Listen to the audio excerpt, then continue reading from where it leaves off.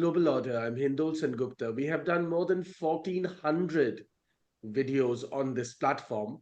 But for the first time, I'm going to record an interview with an old mentor of mine, somebody I really look up to intellectually, about a subject which I was actually not planning to do a conversation. But I suddenly woke up 2 days ago with a message on my phone from a friend of mine in London talking about how they are scared to send their child to school. And two big worries were mentioned in that message, which I received via WhatsApp. One, of course, was could the child be sexually groomed? What a horrible word that is. What a cover up. What a cowardly cop out of a word for what is ghastly sexual abuse. And the second one, of course, was could the child be actually taken away from the parents and, in a sense, allowed to change their sex even before they reach adulthood? When I received this message from a childhood friend of mine in London, I really felt shocked the entire day. As luck would have it, that is the day the entire grooming scandal, which has been going on for years and years in England, exploded across the digital sphere and, of course, our news. And I immediately reached out to Dr. Gautam Sen, 55 years in London, a former academic of the London School of Economics. Many of you who have seen him on this channel on various aspects of British life, European life. But one of the things he and I have often spoken about is this horrible quote unquote grooming scandal. He knows this more than most other people. He's been studying it for years and years. And I want to talk to Dr. Sen about his understanding about what's going on. Dr. Sen, welcome. Thank you, Hindol. Dr. Sen, you and I have been talking about it, I think, ever since we met about 10, 12 years ago. I remember you were the first person who ever mentioned this to me in one of my visits to London. And you said this is going to, in future, become a very big problem. And for years and years, few people actually, in a sense, spoke about it until all of this has exploded. Give us the context before we get into what's happening today. The issue of grooming gangs and sexual abuse actually goes back to the 1980s. And it has only become an issue since about 2010 and beyond. And the entire political establishment joined together to make sure that this does not see the light of day. More recently, because they failed to kill the issue, some prosecutions have taken place. But what has happened in the last, I think, fortnight or even less, is that one of the world's most prominent public personalities and entrepreneurs, Elon Musk, has gone to town by vigorously denouncing the concealment of the scandal and the failure to punish all those who were directly and indirectly involved. Just to add one little point, there has been some pro forma prosecutions of basically the rapists, the gang rapists, but they are actually a very tiny number compared to those involved. For example, it has been claimed that 40% of Pakistani men in the town of Rotherham were involved in sexual abuse, 40%, and relatively few have been brought to book. And then the other day, I was staggered to hear a peer in the House of Commons announce that there were 250,000 girl and teenage victims of sexual abuse. That was a surprise to me, that numbers. And obviously, not all of this becomes public. Many people don't want the publicity. They don't want the additional grief of their daughters being exposed to public knowledge of the issue. Now, this has really exploded across news. One of the questions many people are asking, Dr. Sen, is at the end of the day, why would, across party lines, why would the British elite, why would the British political system get so involved in covering up this ghastly crime? After all, at the end of the day, we're talking about teenage girls who in certain cases had their, were opened up using pumps, had multiple men rape them at the same time. I mean, the whole thing is were pumped by cocaine. It just sounds, it's out of sort of, particularly Dantean hell. Why would the British establishment work so hard to protect this and cover this Not up? just pumped up to be opened and raped by, I'm reading 30 men, 30. And I think the same girl was simultaneously raped in all orifices. So it couldn't get much worse. And they used to be handcuffed to radiators so they couldn't escape and kept naked. This reminds me of East Pakistan 1971, where they were chained to the bed, naked victims. And of course, the worst story of all is a recording which the police heard and failed to take action of men discussing how the girl they had raped would never be found because they had chopped her up and sold her flesh as kebab meat in a northern town. This is all on public record now. And the Oxford Court findings of 2013 have now been made public. So it couldn't get worse. It could not get worse. And we're talking about so many young children. And this particular girl was 11 years old, 11 years old. Many of them were from deprived, disadvantaged backgrounds, many of them in social care where there is always trouble for the children. But there were also middle class girls from normal quote unquote homes who were picked up in the street and almost always drugged and given alcohol before these events took place. And they were picked up by these taxi drivers, Pakistani taxi drivers. So this was a very well organized plot. And just now I heard on GB News that it wasn't just Rotherham, Rockdale, Telford, Oxford, Oldham, but 50 local authorities in the UK where these were taking place. And the most shocking part of the story is that it hasn't stopped. It is still continuing in some northern towns. Now, the question you ask is the most pertinent one. Why has the entire political class decided not to address this problem with the swinging vigor that is demanded of the crimes? I'm afraid the first thing is national security. National security concerns, which unfortunately do have merit, have intervened to stop serious action. The first thing they are worried about is if you start prosecuting them, and it will really penetrate communities across the board, many people will be impacted. There will be a rise in lone wolf attacks. People will sit in their attic and in their bedrooms learning how to make incendiary devices and planting them. The security services are no longer able to cope because they have been stretched. They're overwhelmed. I have met some security officials in North London, and I have to say they were very impressive. They were very pragmatic, but they're very focused and very smart. And I understood from the conversation I had with them that they were really stretched and their costs were met by the Home Office, not by local authorities. They have 40,000 people on their radar. In order to shadow each and every one, or even 10,000, you need 3 or 4 people continuously to be monitoring them physically. This is not feasible. You would need hundreds of thousands of security personnel to do this. So that is the first thing. You cannot afford to cause offense. This is a very big problem. If you permit me, I'll give you an aside to illustrate how deep this security concern is. Over the last 3 London mayoral elections, and I live in the London area,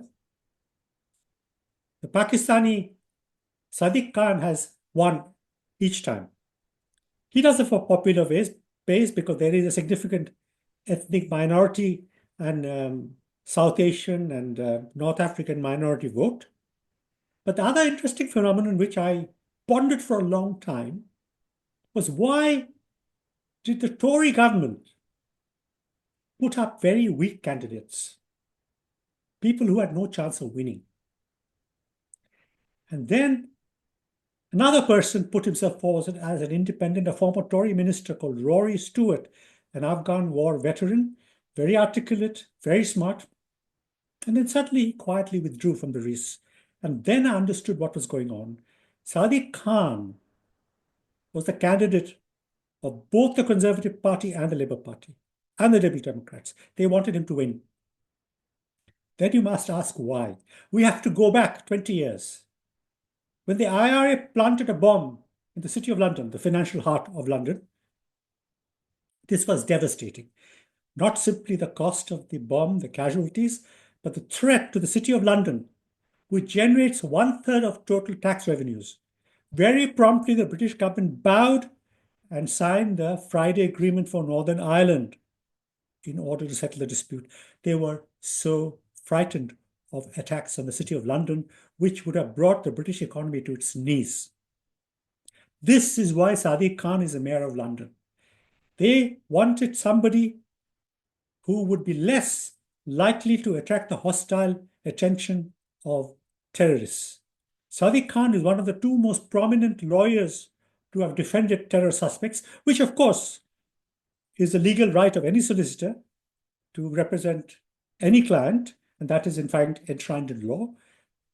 But he knew them well, and the other gentleman is called Imran Khan, not the cricketer Imran Khan, but a solicitor called Imran Khan. Now, this is why they have ensured Sadiq Khan to be a mayor so the terrorists do not attack his city.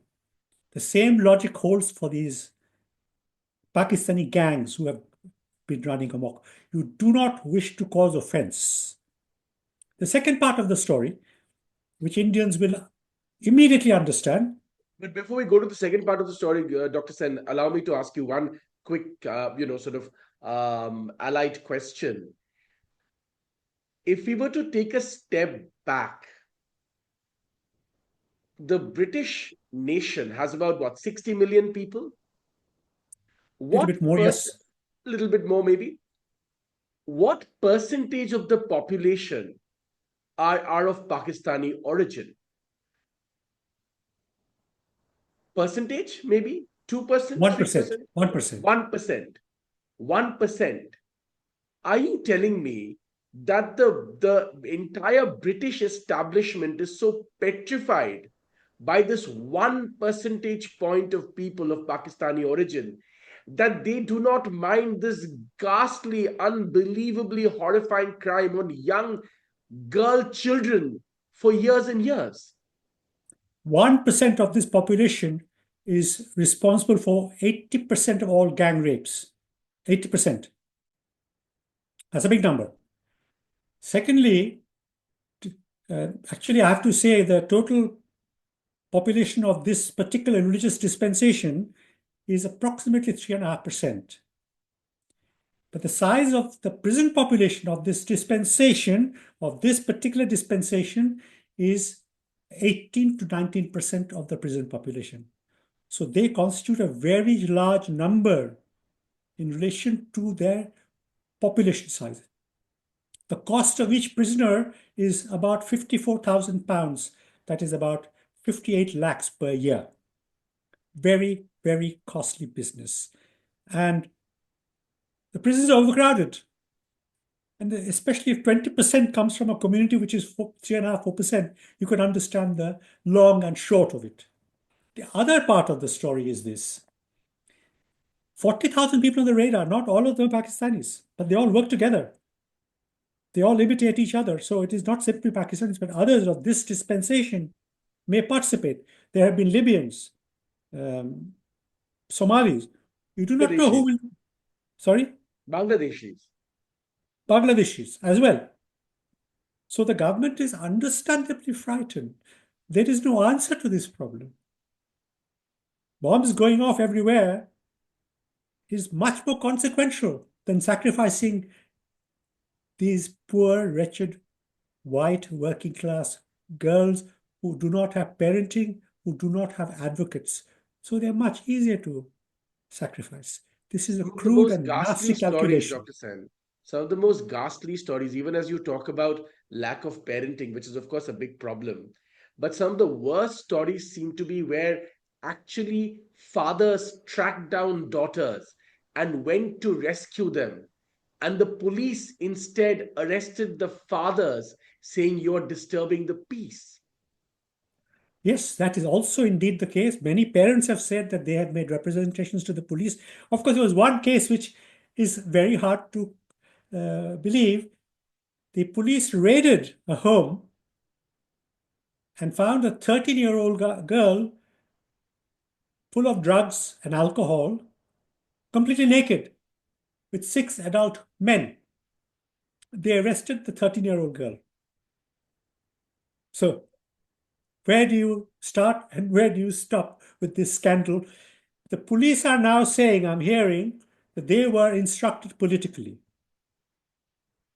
One mayoral candidate said, let's keep this quiet, otherwise I'll lose the election. I will lose the election. He was wanting to be a Labour Party mayor. He said, please. And in fact, his colleague has now gone public. His colleague is also a member of parliament, has gone public that he was instructed. Others who have raised the problem have been shunted out of the party and cold shouldered. You see, this dispensation is able to dictate electoral outcomes in 80 plus political constituencies. This is the second point you were coming to. Yeah, 80 plus political constituencies. Their own community is saying 120. So let's leave it at 80. Virtually no political party has enjoyed an 80 seat majority except the last one because Nigel Farage's Reform Party split the Tory vote. The Labour Party won with a smaller percentage of the vote than Corbyn, who was defeated by David Cameron. So they actually have a very large, small percentage of the total vote, but they ended up with a 200 plus seat majority because the Tory vote was completely split down the middle. Now, this will not happen next time. So this dispensations vote will count. They are in all these marginal seats where the swing votes will be decisive. And they have this great merit everywhere in the world. They vote in a disciplined way. 90% will vote, and 90% will vote as the mosques and the leaders instruct them. For example, the most important, very anti Indian member of parliament who lost, a man called John Ashworth, was the key electoral architect, an intellectual of the Labour Party, which just won the election victory under Starmer. He has been now given a job as head of a think tank to keep advising the party. So he lost because they put up an independent candidate against him. Now I'm reading there's a whole list of people in the Labour Party who only just won, barely, wherever a independent candidate was put up from a Pakistani or Bangladeshi origin. Now, the thing Indians will understand perfectly well, the Labour Here's the thing, Party. before you go into in Indians, I want to make No, one no, point. this is connected to this very much. The Okay, Labour please. Party has been captured by this constituency because they depend on their vote to be in power. They will not be in power without this vote. It is exactly like India's Congress Party today, that this vote is absolutely critical for their political survival. So they actually have suffered a coup d'etat from outside. Want to also make this point, and some people were conflating this wrongly on Twitter and other social media. In this entire grooming gang scandal, there are no Indians involved, even though first they tried to say Asian men, then they said South Asian men. I mean, I remember 5, 7 years ago reading Asian men and thinking to myself, what a joke this is. Who do you mean? Who are these Asian men? Japanese, Chinese, Singaporean, Malaysian? What nonsense, right? And then they try to say South Asian men, but it's not even, it's very particular. There are no Indian men involved in this. Actually, there was one case of a Hindu man who was convicted for being a facilitator. One, literally one case. Now, even now, the ONS, the Statistical Collecting Agency, is refusing to release a religious division of the culprits. They are refusing to. But now everybody knows it really doesn't matter anymore. But they are refusing to do that. I also want to talk to you a little bit about one of the things that seem to be very, very clear now is that there is great demand from the people, from the British electorate, that something must be done about this. Will something actually get done about this? Yes, they are praying that Donald Trump will get rid of Elon Musk and remove his platform. That's what they're praying. I think, Britain is a country where people are quite complacent. They are, actually, to put it kindly, they're quite tolerant of things and they're apt to forget. So the political class must be hoping they will ride it out. Because bear in mind, the Conservative Party leadership has also kept very quiet. They have not launched national inquiry because of the reason I gave. They're all frightened of the threat of terrorist violence because, you see, families are not against the perpetrators. Families have demonstrated outside the court in favor of their sons and husbands and brothers. Whole families have done that, Pakistani families, and shouted abuse. Some have gone to the homes of the victims and threatened them. So the community is united behind them. They are saying these children were drug addicts and selling their bodies, that the men were innocent and naive and were entrapped by these little girls who, because they wanted drugs, were selling their bodies. And indeed, the prime minister of this country, one prime minister, Gordon Brown. yes, and now I'm reading Starmer, both have said that these girls have made, in certain cases, an informed choice, that they consented. So the question arises, in law, there is no such thing as informed consent at below the age of 16. And some of these were children of 11 to 13. And obviously, they were very easy to groom. I mean, 11, 13, very easy to groom these children. Now, there are Sikh girls who've been groomed, in fact, grown up Sikh women in universities who are approached by Pakistani men who obviously speak Punjabi, who wear karas to mislead, and many Sikh girls have been picked up. But I'm afraid the community as a whole has not risen up because of their political affiliation with the mosques, because of the whole Khalistan issue. Some individual Sikhs have fought back very hard, and one of them has been campaigning, but I'm afraid the community has not altogether risen to the challenge. Hindu girls have been groomed too, but far fewer in number. Happens next, Dr. Sen? I mean, how do you see this issue evolve? Because whether it's the what happened in the last British elections, whether this incident, exploding now, there is a sense that some sort of tipping point may be coming. Are you genuinely saying that 2 weeks later, if Elon Musk stops tweeting, this will go back to business as usual? The likely outcome, in my opinion, is that they will get rid of some political leaders to distract. That will include J.S. Phillips, the so-called safeguarding minister. Very possibly Keir Starmer will go because he has other problems as well. So this is the usual response: get rid of the leadership and therefore divert attention. Now it seems to me, little by little, much of this crisis will fall victim to Islamophobia. This grooming gang, somehow or the other, will become enveloped in this because it's so serious and you will not be able to speak freely about it. This is coming because the security challenge is very serious. Why can't they address the security challenge? You have to ask yourself, why dual nationals cannot be deported after they serve their sentences. And virtually all the Pakistanis have a Pakistani passport because, as you know, Pakistan allows dual nationality. All the Bangladeshis have dual nationality because there are many, many privileges of having a second passport, your property rights, your travel rights. So people just have kept it because it is not a big issue. So why after these 18% of the population in prison is released, can they not be deported? You can't do that because Britain is a signatory to the European Council for Human Rights. And it is a sacred dictum of the ECHR of a right to family life of every individual, including convicts. So these criminals, rapists, torturers can be seen walking about Rotherham, and the rape victims say, "My God, mummy, I saw the chap who raped me walking past me." Imagine the trauma and the terror.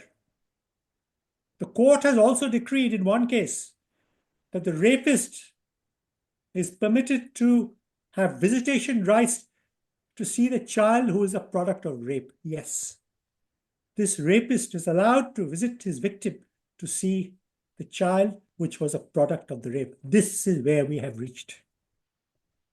This is where we have reached.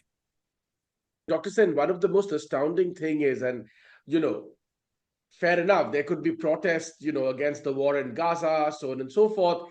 But one is astonished that there aren't enough people on the streets of London protesting about this ghastly series of crimes, which has continued for more than a decade across England, in town after town, county after county, on young girls, on literally children. Surely that would merit some 10,000 people coming out in central London and protesting, but not a single protest. There have been some protests, but when the three little girls were murdered in Southport and several more seriously injured by this knife attack, Keir Starmer denounced the protesters as right-wing extremists, and some of them were arrested and put in jail. You see, the issue of the protest, I've said this on your program before, but let me repeat. The number of people who protested Gaza in London was 100,000. 100,000. The total British Metropolitan Police Force is 30,000 plus. The total size of the manpower of the British Army is 80,000. Unless you deploy armored personal carriers and machine guns, if this crowd went berserk, there's not a lot you could do to it. It's exactly the situation as Kolkata, that if you impose president's rule in Kolkata and West Bengal, 250,000 people will show up in the Maidan. And you would not be able to control them except by using very serious force.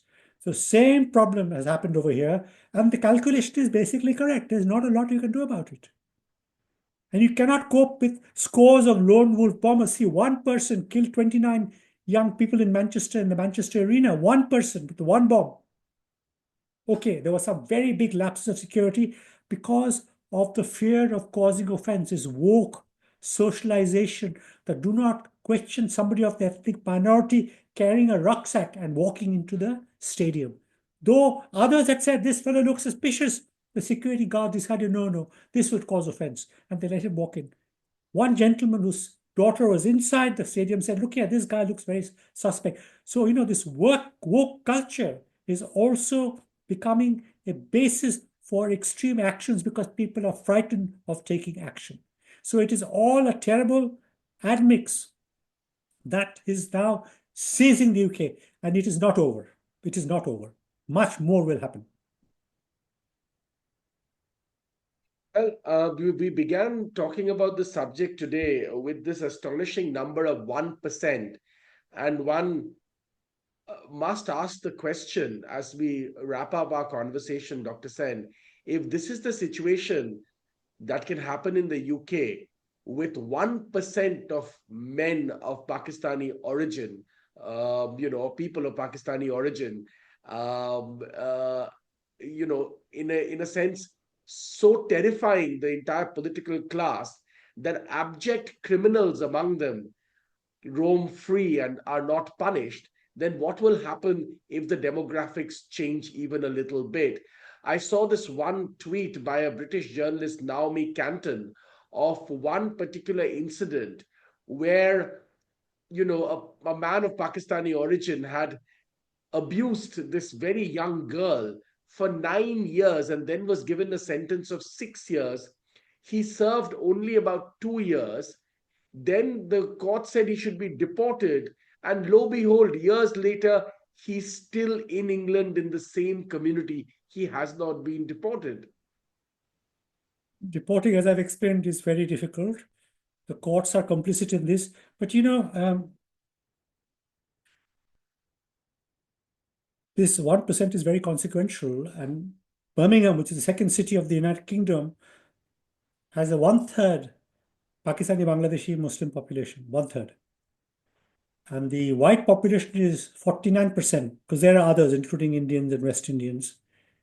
In London, the ethnic British white community, which is mainly the working class, is down to one-third.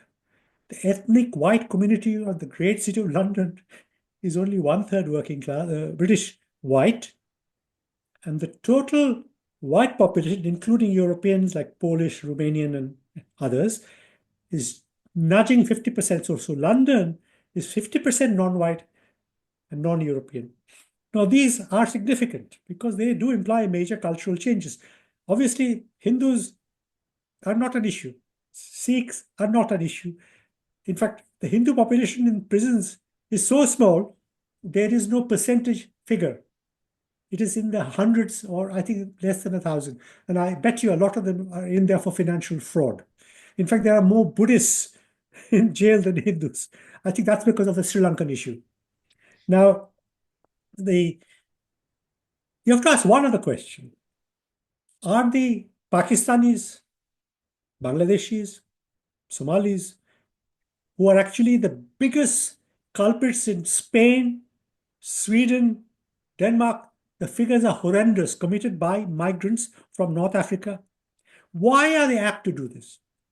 Now, I have to say that nobody is genetically programmed to be violent towards women. This is not genetic programming. This is simply false. But why do they disproportionately come from this community? They have one common factor, which is also true in India and true elsewhere, which is the segregation of women. The moment they're menstruating, the moments they reach age, they are segregated. So men of this community cannot interact with women. They have no access to this group at all. Final comments then, Dr. Sen. Going forward, do you see that there is also change? I mean, for instance, you were talking about how there's segregation, but there are a lot of young Muslim women working also, whether in cafes, whether in airports, and so on and so forth. And surely they're meeting young men too, and both of them could be from the same community, and so on and so forth. All of this is also happening simultaneously. Do you think an explosive, sort of action or news about crimes like this, in a sense, could even be something that will propel some sort of internal change in certain northern communities and other communities where some of these crimes have happened in a most vigorous way? Do you think there would be, there could be, uh, if not reflection, at the very least, a sense of caution? Um, this is a very important question. This is a very important question. First of all, the young women who are in school or college and working, you meet them in airports, you meet them in retail outlets. They finish work and they go home. They are not allowed to go out dating in the evening. They're not out there. And they're very, very unlikely to be spending private time with men outside their own family. So access is blocked, regardless of whether or not they appear in public. Those who are completely relaxed and liberal, they leave the community. This is a source of great rage and anger from Pakistan and Bangladesh, that there quite a lot of these young women are leaving the community because they're fed up.